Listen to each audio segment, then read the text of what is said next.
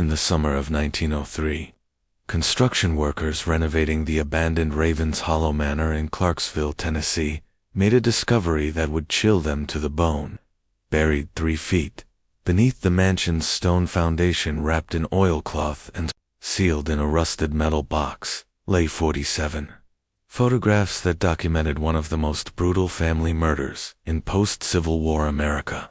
These weren't crime scene photos taken by investigators.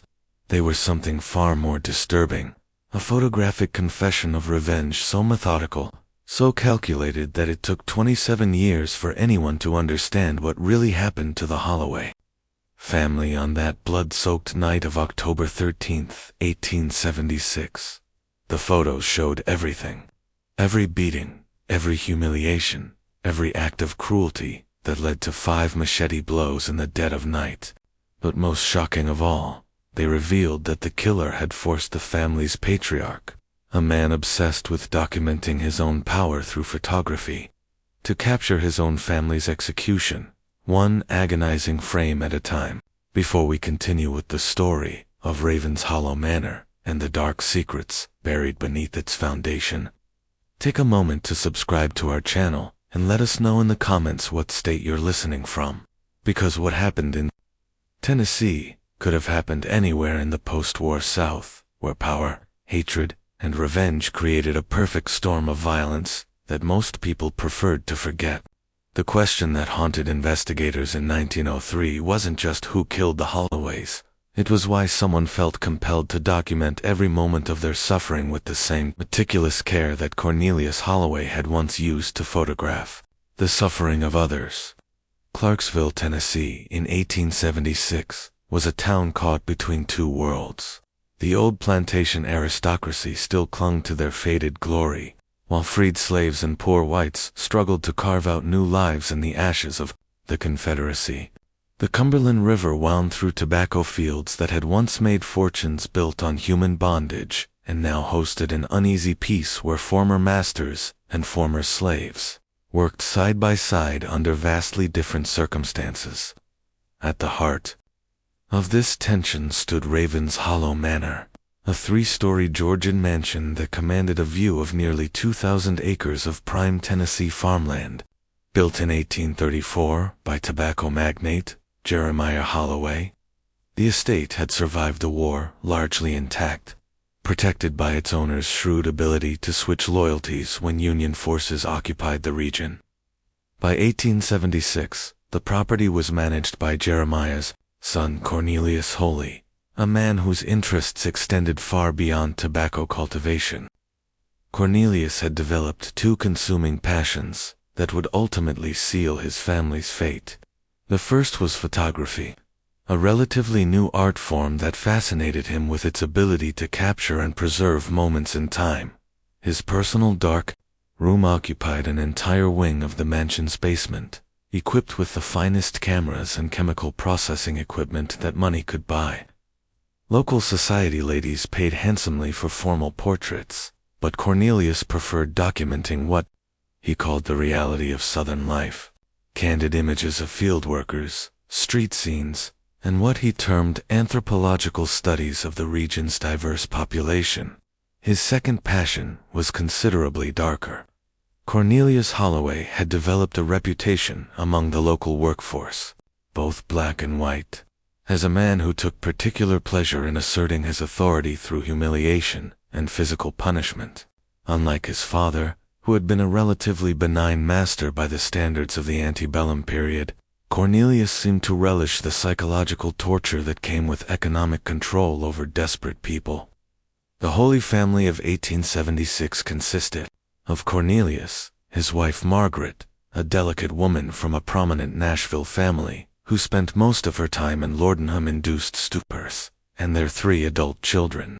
Edwin, 28, had inherited his father's cruel streak, but lacked the intelligence to temper it with discretion. Caroline, 25, possessed a sharp wit that she used primarily to devise new forms of social torture for those she deemed beneath her station. The youngest, Thomas, 22, had returned from his studies at Vanderbilt University with modern ideas about labor relations that put him at odds with his family's methods. Though he lacked the moral courage to openly oppose them, the plantation employed nearly 60 workers, a mix of sharecroppers, day laborers, and domestic staff who lived in a collection of ramshackle cabins scattered across the property. Most were former slaves who had nowhere else to go, trapped in a cycle of debt and dependence that differed from slavery primarily in its legal technicalities. The Holloways maintained this system through a combination of economic manipulation, social pressure, and when necessary, outright intimidation. Overseeing this workforce was Ezekiel Hayes, a tall, soft-spoken man in his 40s, who had served as foreman since 1869. Hayes was one of the few employees who could read and write, skills that made him invaluable to Cornelius, but also potentially dangerous. Unlike many of his contemporaries, Hayes had managed to save a small amount of money over the years, and rumors persisted that he was planning to purchase a small farm of his own once he accumulated sufficient capital. What the Holy family didn't realize was that Ezekiel Hayes possessed another skill that would prove far more significant than his literacy. During his youth, he had worked briefly for a traveling photographer who had taught him the basics of camera operation and print development. It was knowledge that Hayes had kept carefully hidden, understanding instinctively that information was often more valuable than money in the complex social dynamics of Reconstruction-era Tennessee. By the fall of 1876, tensions at Ravenshollow Manor had reached a breaking point. Poor weather had damaged much of the tobacco crop, reducing profits and making Cornelius increasingly volatile in his treatment of the workforce. Several families had attempted to leave the plantation, only to be told that outstanding debts made their departure impossible. Those who protested too vigorously found themselves subjected to public beatings that Cornelius had begun photographing as what he called deterrent documentation. Images, he claimed, would serve as warnings to others who might consider challenging his authority. The morning of October 13, 1876, began with an autumn chill that seemed to settle into the very bones of everyone at Ravenshollow Manor. Cornelius Holloway had spent the previous evening in his dark room developing what he would later tell his wife were some of my finest work, though he refused to show her the images, claiming they were too sophisticated for feminine sensibilities. The household had fallen into its typical rhythm by sunrise. Margaret Holloway remained in her chambers, nursing what she claimed was a persistent headache, but which the servants recognized as another laudanum episode. Edwin had ridden out before dawn to inspect the furthest tobacco fields where reports of worker sabotage had reached his father's ears. Caroline was entertaining a female friend from Nashville, retailing her with stories of plantation life that carefully omitted the darker aspects of their family's management style. Thomas remained in the library attempting to work on correspondence related to his father's business affairs while struggling with increasing doubts about the family's methods. Cornelius himself was in an unusually good mood, humming as he prepared his camera equipment for what he announced would be a productive day of documentation. He had received word that a group of workers had been meeting secretly in one of the abandoned tobacco barns, apparently planning some form of collective action regarding their working conditions. Rather than simply confronting them directly, Cornelius had devised what he considered a more elegant solution. He would photograph their conspiracy and use the images to demonstrate the futility of challenging established authority. What Cornelius didn't know was that his planned ambush had been anticipated. Ezekiel Hayes had developed an extensive network of informants among the household staff, people who had grown tired of watching their friends and families subjected to increasingly cruel treatment. Sarah Hutchins, who cleaned Cornelius's darkroom, had noticed the disturbing nature of his recent photographic work, images that depicted not just punishment, but seemed to celebrate the humiliation of workers who had dared to assert their basic human dignity. More crucially, Hayes had discovered that Cornelius had been selling copies of his more degrading photographs to like-minded plantation owners throughout the region, turning the suffering of Raven's Hollow's workers into a source of additional income and entertainment for others who shared his sadistic proclivities. The confrontation began at approximately 2:30 in the afternoon, when Cornelius arrived at the suspected meeting location, armed with his camera and accompanied by two of his most trusted enforcers, men he paid to maintain order through intimidation and violence when necessary. What he found instead of cowering workers was Ezekiel Hayes and a dozen others, waiting calmly in the center of the barn with an expression of resigned determination that should have warned him of the danger he was walking into. "Mr. Holloway," Hayes said in his characteristic quiet voice, "I believe it's time we had a conversation about the nature of respect." Cornelius, still confident in his position of authority, began to raise his camera. "The only conversation we'll be having. Ezekiel is the one these photographs will have with anyone else foolish enough to think they can organize against me." It was then that Hayes revealed his own camera, a simple but functional device that he had constructed in secret over the previous months, using parts salvaged from Cornelius's discarded equipment and techniques learned through careful observation of the plantation owner's methods. "Funny thing about photographs, Mr. Holloway," Hayes continued, his voice never rising above conversational level. "They tell the truth whether we want them to or not. And I've been documenting truths of my own. What happened next would be reconstructed only 27 years later, when those buried photographs finally came to light." Hayes had spent nearly 2 years systematically documenting the Holy Family's treatment of their workers, creating a visual record of cruelty that was far more comprehensive and damning than Cornelius had ever imagined possible. Every beating, every humiliation, every deliberate act of psychological torture had been captured through hidden cameras and careful timing. But Hayes hadn't simply been building a legal case. He had been preparing for a very different kind of justice. The photographs found in 1903 revealed that what occurred in that tobacco barn was not a spontaneous act of violence, but the opening move in a carefully orchestrated campaign of revenge that had been planned down to the smallest detail. Hayes and his conspirators had managed to overpower Cornelius and his enforcers, but rather than simply killing them, they had chosen to turn the plantation owner's own obsession with documentation against him. The first indication that something was terribly wrong at Ravenshollow Manor came when Edwin Holloway failed to return from his inspection of the outer fields by sunset. As darkness settled over the plantation, Caroline began to worry, though her concerns were motivated more by social embarrassment than genuine affection. Her Nashville friend had extended her visit specifically to meet the entire family, and Edwin's absence was disrupting carefully planned dinner arrangements. Thomas attempted to organize a search party, but found that most of the usual workers seemed to have mysteriously disappeared. The few household servants who remained moved through the mansion with an odd mixture of nervousness and suppressed excitement, as if they were privy to information that the family members could not access. Margaret Holloway, emerging from her chambers for the first time in 2 days, declared that she had been experiencing disturbing dreams, filled with the sound of camera shutters clicking in rhythm with what sounded like chopping wood.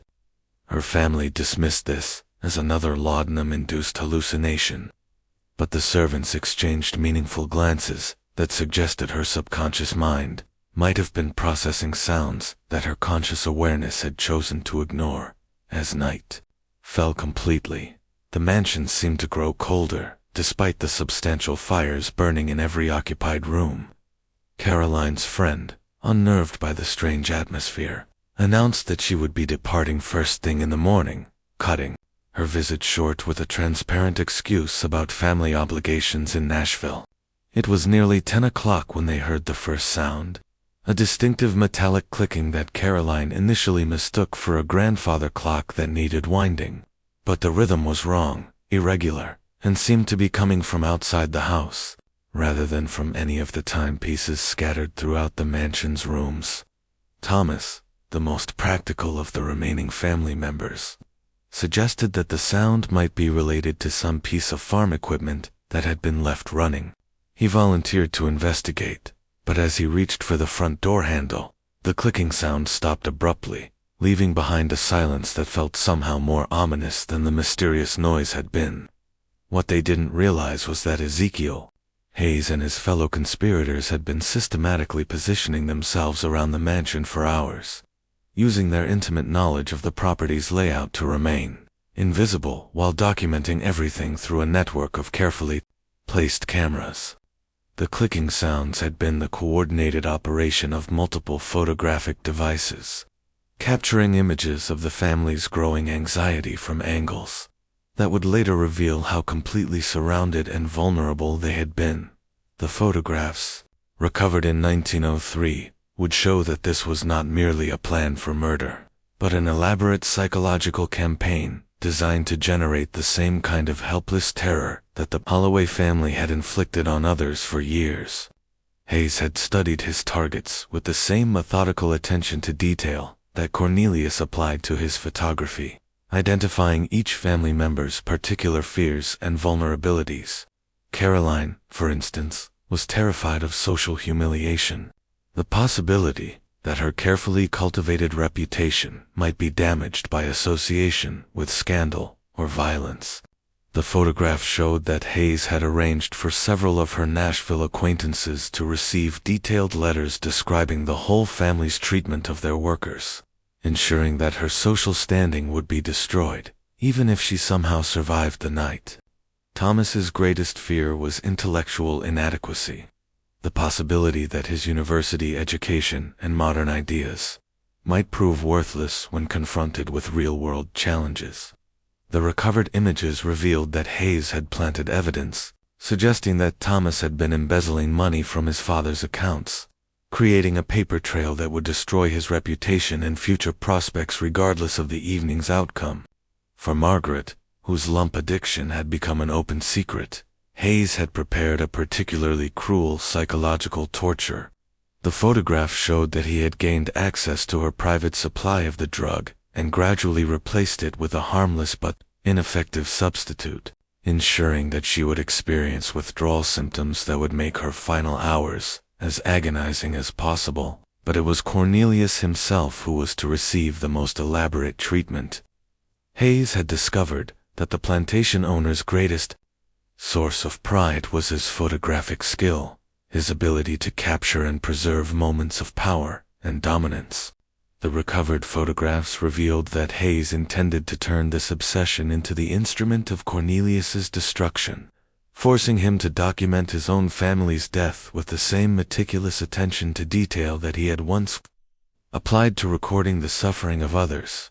As midnight approached on October 13th, the remaining members of the Holloway family huddled together in the mansion's main parlor, maintaining the pretense that nothing was seriously wrong, while privately acknowledging that they were facing some kind of coordinated threat. The servants had all vanished hours earlier, leaving the family completely isolated in their own home. It was Carolyn who first noticed that someone had been inside the house during their absence. Her jewelry box had been rifled through, not for theft, but apparently for the purpose of photographing its contents. Small items had been moved and rearranged in ways that suggested systematic documentation rather than random searching. Thomas discovered that his father's study had received similar treatment. Papers had been photographed in place, then carefully returned to their original positions. Someone had been building a comprehensive record of the family's private affairs with professional thoroughness. But it was Margaret who made the most disturbing discovery. In her private chambers, she found that her lord's supply had been supplemented with a collection of photographs showing her in various stages of drug-induced stupor, images that had apparently been taken over a period of months without her knowledge or consent. The sound of deliberate footsteps on the front porch brought an end to the family's increasingly frantic search of their violated home. These were not the quick, nervous steps of someone seeking help, but the measured pace of individuals who were completely confident in their purpose and timing. Thomas, attempting to maintain some semblance of authority, called out through the locked door, "Who's there? What do you want?" The response came in Ezekiel Hayes's familiar voice, but with an undertone of cold determination that none of the family members had ever heard before. "Mr. Thomas, I believe your family has something that belongs to us. We've come to collect what's owed. Our accounts are settled, Ezekiel, Carolyn replied, though her voice carried a tremor that betrayed her growing fear. Father has always been fair in his business dealings. Miss Caroline, I'm not talking about money. The sound of multiple people moving around the house's perimeter became audible. Footsteps on gravel, the creak of wooden porch boards, and underneath it all, that distinctive metallic clicking that had haunted them throughout the evening. It was then that Cornelius's voice could be heard from somewhere outside, though his words were muffled and indistinct. What was clear, however, was the tone, a mixture of rage and terror that suggested he was no longer in control of the situation. Margaret began to weep quietly, her withdrawal symptoms combining with her growing panic to create a state of near hysteria. They're going to kill us, she whispered repeatedly. They're going to kill us all. Thomas attempted to rally his family's courage by reminding them of their social position and the legal protections it supposedly afforded. This is still Tennessee, he declared with more confidence than he actually felt. There are laws, and there are consequences for breaking them. Yes, Mr. Thomas, Hayes's voice replied from just outside the window. There are indeed consequences. And after 7 years of watching your family break every law of human decency, it's time to explore what those consequences might look like. The family situation became clearer when Edwin's voice joined the conversation, but he was clearly speaking under duress, his words carefully coached and delivered with the mechanical precision of someone repeating instructions under threat. They want Father to come outside," Edwin announced, his voice cracking with strain. "They say they have photographs to show him, evidence of things he's done." Caroline moved to the window and attempted to peer through the curtains, but the darkness outside was too complete to make out anything more than vague shapes moving in the shadows. "Edwin, are you hurt? What do they want from us?" "They want justice, Caroline. They want Father to see what he's created." Edwin's voice grew stronger, as if speaking the words was providing him with some form of clarity or resolution. "And they want him to document it, the same way he documented everything else." It was at this moment that the true nature of Hayes's plan began to reveal itself. This was not going to be a simple murder, motivated by revenge. It was going to be an elaborate reversal of power relationships, with Cornelius forced to play the role of documenter, while his family experienced the same helpless terror that had been inflicted on so many others. Thomas made a desperate attempt to negotiate, calling out through the door, "Ezekiel, if there are grievances to be addressed, we can discuss them like civilized men. There's no need for violence or threats." Mr. Thomas Hayes replied, "Your family stopped treating us like civilized men a long time ago. Tonight, we're simply returning the favor. Now, I need Mr. Cornelius to come outside. He has work to do." The photographs discovered 27 years later would reveal that Hayes had spent months planning this psychological torture with the same methodical precision that Cornelius applied to his darkroom work. Every aspect of the evening had been choreographed to maximize the family's terror while forcing them to confront the consequences of their actions in the most direct way possible. But Hayes had made one crucial miscalculation. He had assumed that Cornelius Holloway, faced with the systematic destruction of everything he valued, would break down and submit to whatever humiliation was planned for him. Instead, the plantation owner's response would prove to be far more complex and ultimately more dangerous than anyone had anticipated. The standoff continued for nearly an hour, with Hayes and his conspirators maintaining their positions around the house while the Holloway family remained barricaded inside. But as time passed, it became clear that the siege was having an unexpected psychological effect on both sides of the conflict. For the family, the prolonged tension was creating fractures in their unity that Hayes had probably not anticipated. Margaret's withdrawal symptoms were becoming more severe, causing her to make increasingly irrational demands for Lord Ham that no one could fulfill. Caroline's fear was manifesting as rage directed not at their captives, but at her father, whom She blamed for creating the situation through his treatment of the workers. Most significantly, Thomas was beginning to verbalize doubts about his family's behavior that he had previously kept to himself. "Father has gone too far," he admitted, quietly to his sister. "Some of the things I've seen, the photographs in his study, we deserve whatever's coming to us." Caroline turned on her brother with fury. "How dare you take their side? These are criminals, Thomas, murderers and thieves who want to destroy everything our family has built. What we've built is rotten, Caroline. It's been rotten for years, and Father's made it worse with every passing month." Thomas's voice carried a conviction that surprised even him. Maybe it's time someone held us accountable. Outside, Hayes was dealing with his own challenges.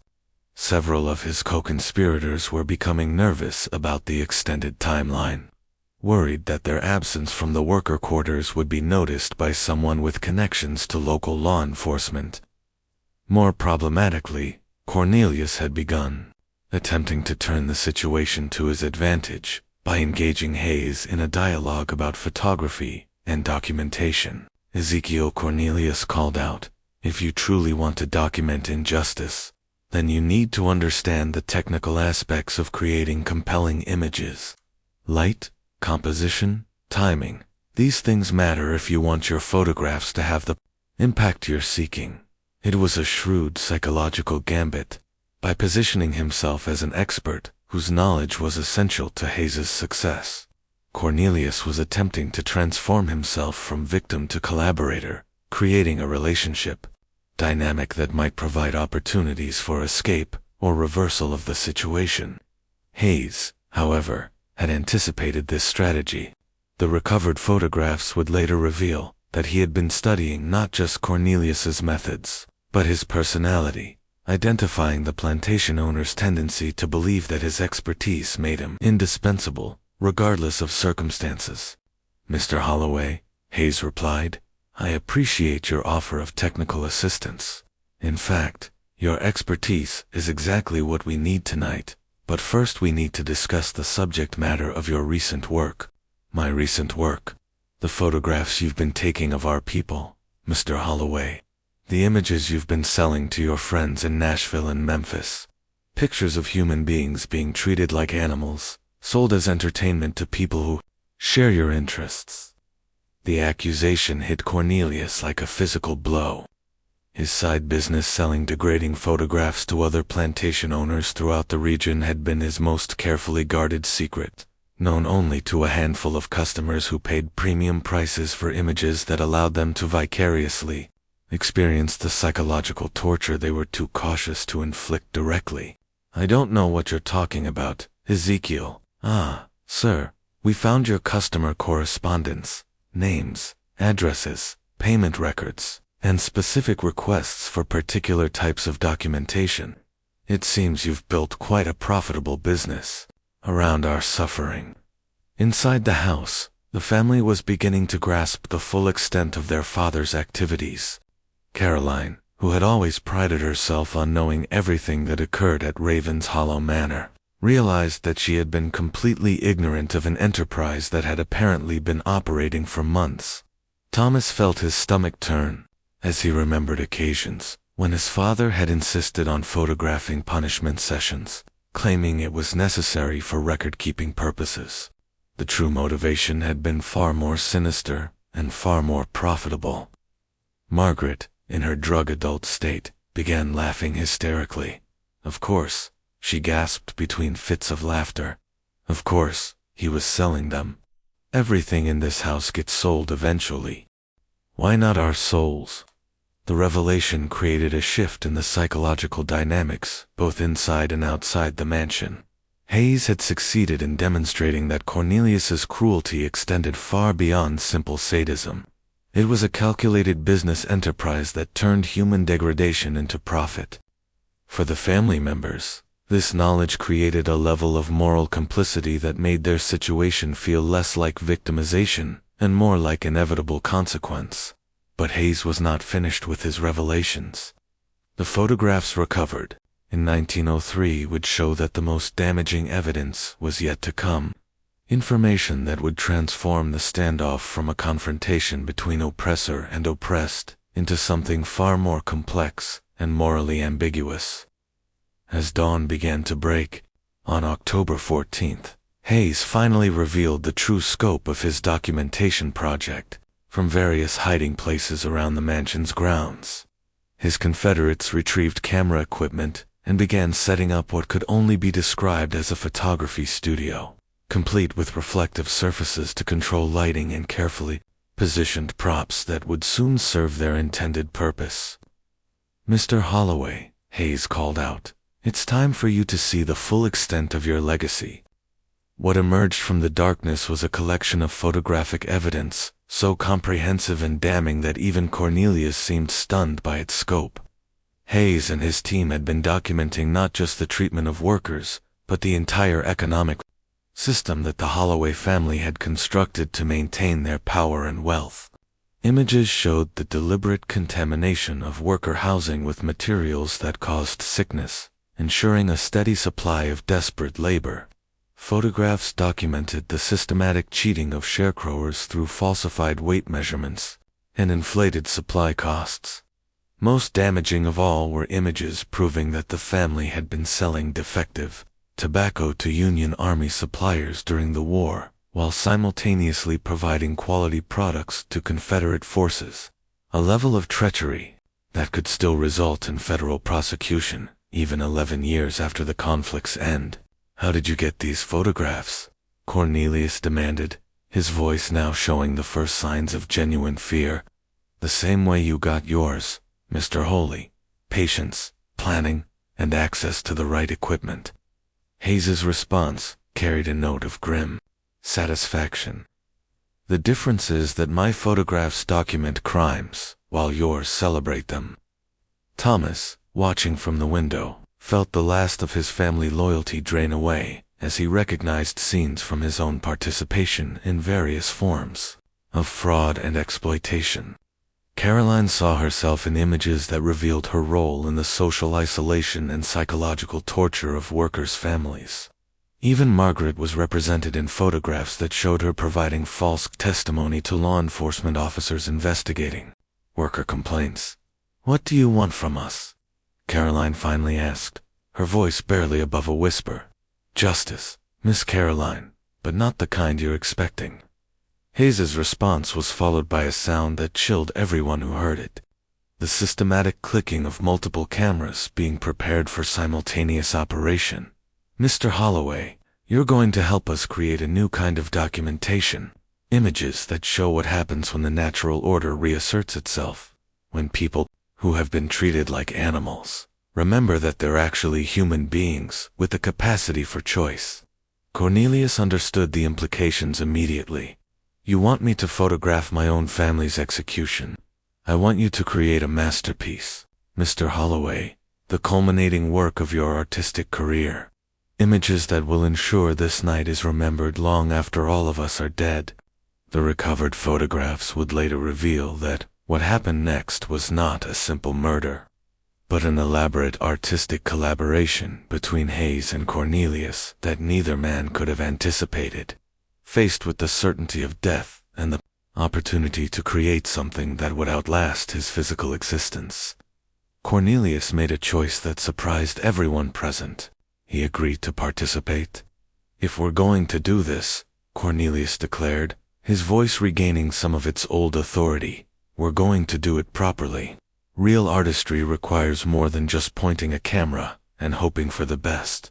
What followed was a bizarre collaboration between victim and executioner, with Cornelius providing technical expertise, while Hayes supplied the creative vision. Together, they constructed a series of photographic tableaux that documented not just the family's death, but their acceptance of the justice of that death. The first subject was Margaret, whose years of willful blindness to her family's cruelty had been enabled by her laudanum addiction. Cornelius directed the positioning of light reflectors, while Hayes arranged the scene with the methodical precision of a master craftsman. Margaret was seated in her favorite parlor chair, surrounded by dozens of empty laudanum bottles that Hayes had collected over months of careful observation. But the most chilling detail, visible in the recovered photographs, was her expression. Not of terror or pleading, but of profound relief, as if she was finally being freed from a burden she had carried for years. "The lighting needs to capture the texture of her skin," Cornelius instructed, his voice carrying the same professional authority he had used when photographing society portraits. "The way the drug has aged her, it tells the story of complicity through self-destruction." Hayes nodded, adjusting the camera angle to emphasize the contrast between Margaret's faded beauty and the squalor of her addiction. When the moment came, she closed her eyes and whispered what sounded like a prayer of gratitude before Hayes's blade ended her suffering with a single precise motion. Caroline's execution required more elaborate staging, reflecting her role as the family's social coordinator and her particular talent for psychological cruelty. The photographs showed her surrounded by mirrors, dozens of them, arranged to create an infinity of reflections that had been her obsession in life. Letters from her Nashville friends, now knowing the truth about the whole family's treatment of their workers, were scattered around her feet like fallen leaves.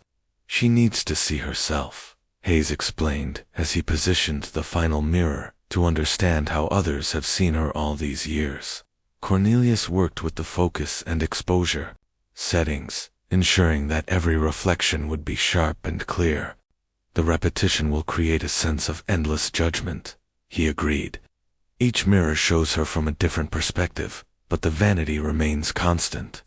When Caroline finally understood what the mirrors were meant to represent, the eyes of every person she had humiliated, every worker's family she had destroyed through social manipulation, her composure cracked completely. The photographs captured not just her death, but the moment of self-recognition that preceded it, the instant when she saw herself as others had always seen her. Thomas required a different approach entirely. His execution was staged in his father's study, surrounded by the financial documents that revealed his complicity in years of systematic fraud. But Hayes had added a cruel theatrical element. He had positioned Thomas at the desk where he had worked on those fraudulent calculations with pen in hand, as if he were signing his own death warrant. "He always wanted to be the intellectual of the family," Hayes observed as Cornelius adjusted the lighting to create dramatic shadows across the documents. "Let him use that intelligence to understand exactly what he's done." The recovered photographs showed that Thomas was forced to read aloud from each document before his death, publicly acknowledging every act of fraud and embezzlement he had participated in over the years. His final words, recorded by Hayes in careful script across the bottom of one photograph, were, "I knew it was wrong, but I was too weak to stop." But it was Edwin's death that provided the most psychologically complex images in the entire collection. Hayes had constructed an elaborate recreation of the punishment sessions that Edwin had supervised, complete with the same ropes, chains, and instruments of torture that had been used on workers over the years. The photographs showed Edwin experiencing each form of abuse in sequence, while Cornelius documented every moment with the clinical detachment of a medical researcher. "This is not revenge," Hayes explained as he prepared each instrument with methodical care. "This is education. He needs to understand what he put others through." Edwin's screams, according to witness accounts recorded years later, could be heard throughout the plantation grounds, but what disturbed observers most was not the sounds of his suffering, but the moments of silence between them, when Cornelius would call for repositioning of lights and cameras to ensure optimal documentation of each stage of the torture. The most haunting image in the entire collection showed Edwin in his final moments, no longer screaming or pleading, but looking directly into the camera with an expression of what could only be described as understanding. He had finally grasped the full weight of what he had done to others, and his face reflected not just physical agony, but the deeper pain of complete moral comprehension.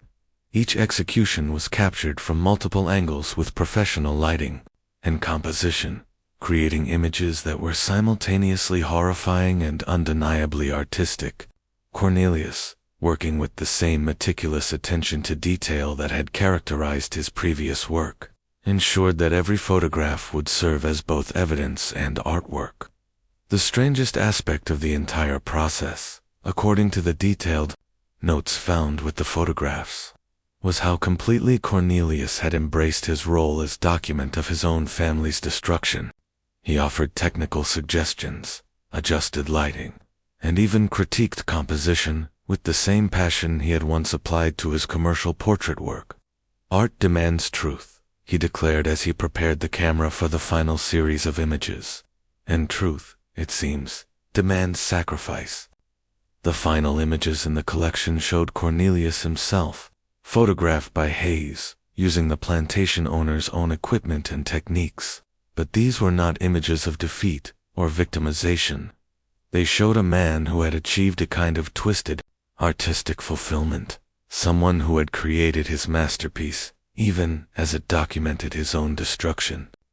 The photographs buried beneath Ravenshollow Manor in 1876 remained hidden for 27 years, during which time the official story of the Holy Family massacre became part of local folklore, according to the version accepted by law enforcement and repeated in newspaper accounts. A group of disgruntled workers had murdered the family during a robbery gone wrong, then fled to parts unknown with whatever valuables they could carry.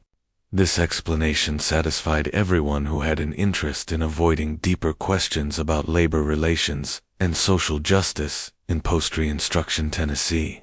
The local sheriff, who had received regular payments from Cornelius Holloway to ignore worker complaints, had no desire to investigate circumstances that might reveal the extent of his own corruption.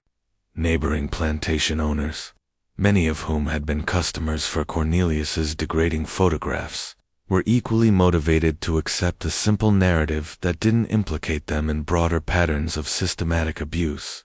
Ezekiel Hayes and his co-conspirators were never officially identified as suspects, largely because no serious attempt was made to investigate the crime beyond its most obvious aspects.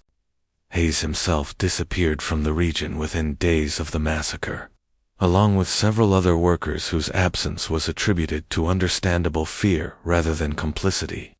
The mansion stood empty for years after the murders, acquiring a reputation for being haunted that effectively prevented any serious attempt at renovation or resale.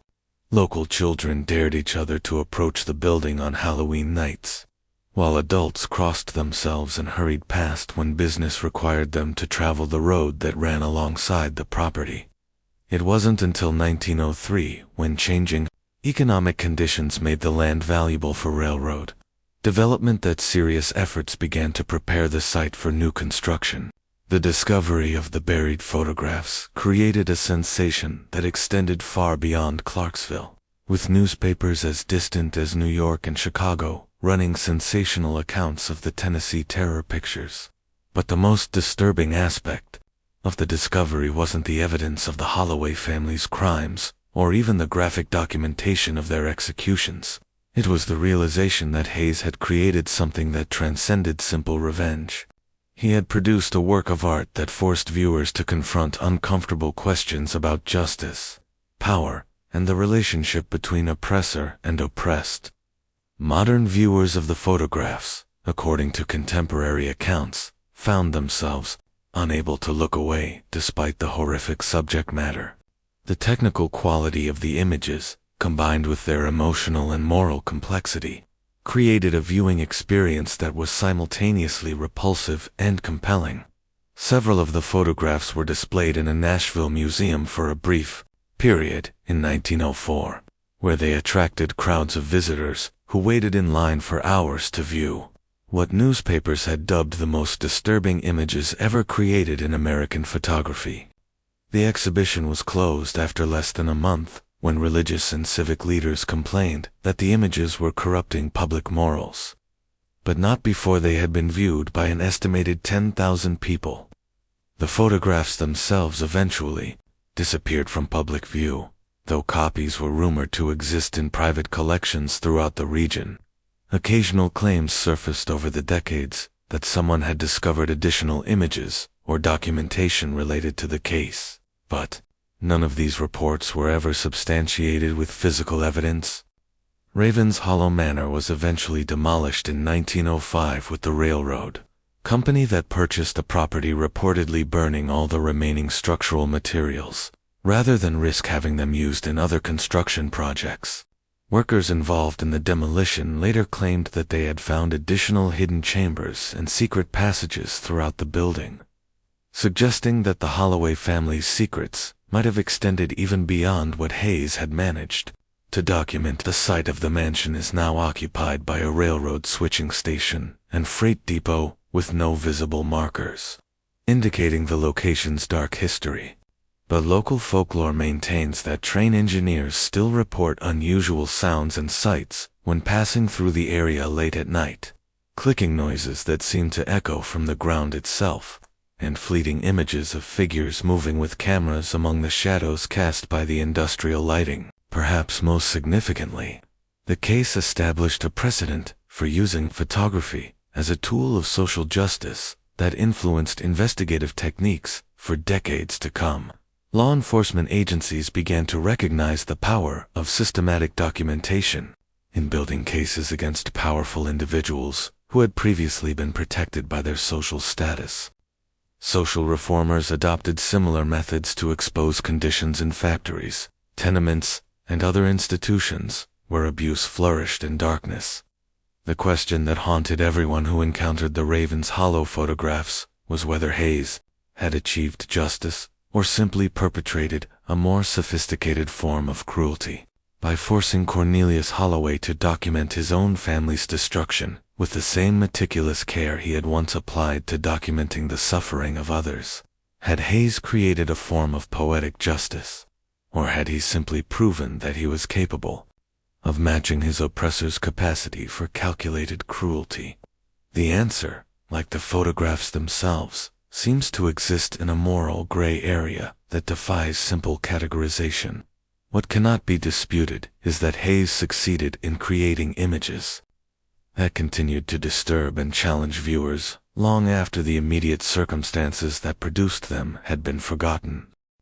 Today, more than a century after that terrible night in October 1876, the story of Ravenshollow Manor serves as a reminder that the relationship between documentation and power remains as complex and morally ambiguous as ever. In an age when everyone carries a camera and the ability to create and distribute images has been democratized beyond anything Hayes or Cornelius Holloway could have imagined, their collaboration stands as both warning and inspiration, a demonstration of photography's power to reveal truth, create art, and serve justice even when that justice comes at a price that civilized society finds differs to accept. The workers who discovered those buried photographs in 1903 later reported that they had been unable to sleep for weeks after viewing the images, haunted not just by their graphic content, but by the unsettling realization that they had witnessed something that was simultaneously horrific and beautiful, a masterpiece born from the darkest impulses of human nature. But perhaps the most chilling aspect of the entire story is not what the photographs revealed about the past, but what they suggested about the future. Hayes had demonstrated that systematic documentation could be used not just to record history, but to create it, to transform victims into executioners and executioners into artists, blurring the lines between justice and revenge in ways that continue to challenge our understanding of both concepts. Just when we thought we'd seen the full horror of what happened at Ravenshollow Manor, new details continue to emerge that make the story even more disturbing. If this tale of buried photographs and documented revenge has given you chills, share this video with someone who appreciates dark historical mysteries. Hit that like button to support our exploration of America's hidden past, and don't forget to subscribe so you never miss stories like this. Let's discover together what other secrets might be buried beneath the foundations of our nation's history. The final photograph in Ezekiel Hayes's collection, according to those who saw it before the images disappeared from public view, showed something that no one could have anticipated. It was a self-portrait of Hayes himself taken using a timing mechanism of his own design, showing him standing among the bodies of the whole family, with Cornelius's camera in his hands. But his expression was not one of triumph or satisfaction. It was a look of profound sadness. The face of a man who had achieved everything he had planned, while discovering that victory tasted like ashes in his mouth. Beneath the photograph, written in Hayes's careful script, was a single line that served as both explanation and epitaph for everyone involved in that night's events. Sometimes justice and tragedy are the same thing, separated only by the perspective of the observer. This mystery shows us that the tools of power can be turned against those who wield them. But transformation comes at a cost that extends far beyond the immediate victims. The line between justice and revenge, between documentation and exploitation, between art and atrocity may be thinner than any of us would care to admit. What do you think of this story? Do you believe Hayes achieved justice? Or did he simply become another kind of monster? Could there be other collections of photographs, like these, buried and waiting to be discovered in forgotten corners of our nation's history? Leave your thoughts in the comments below. We read every single one and often feature the most insightful responses in future videos. If you enjoyed this journey into America's darkest photographic secrets and want more stories that explore the hidden violence beneath our nation's polite historical narratives, subscribe to our channel. Hit that notification bell so you never miss an upload. And share this video with someone who understands that the most terrifying stories are often the ones that could actually be true. Until next time, remember that every old house has secrets. Every family has darkness, and sometimes the most important truths are the ones that someone tried very hard to bury. See you in the next video, where we'll explore another mystery that proves the past is never really dead. It's just waiting for the right person to dig it up.